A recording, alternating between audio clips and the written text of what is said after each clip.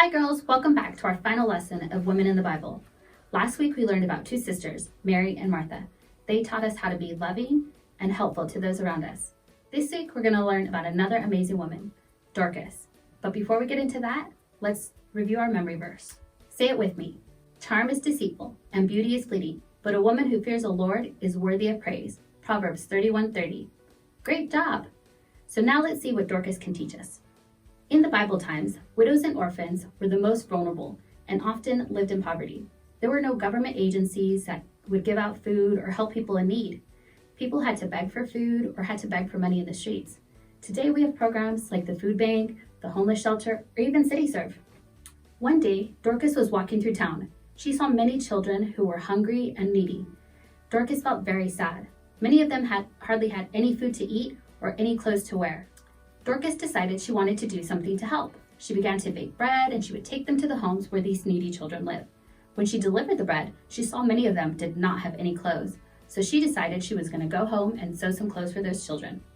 Every day she worked hard, sewing clothes for the children. Soon everybody in town knew about Dorcas and all the good work she was doing to help those people in need. One day, Dorcas got really sick. She got so sick that she ended up dying. How do you think the people in the town felt? That's right, they were probably very sad.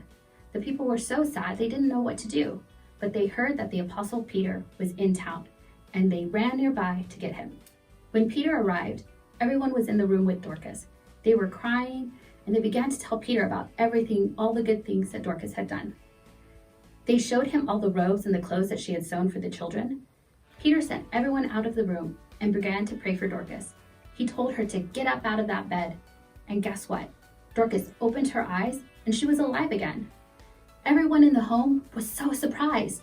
Many people began to believe in Jesus because of the miracle that they had seen. They saw Dorcas was brought back to life.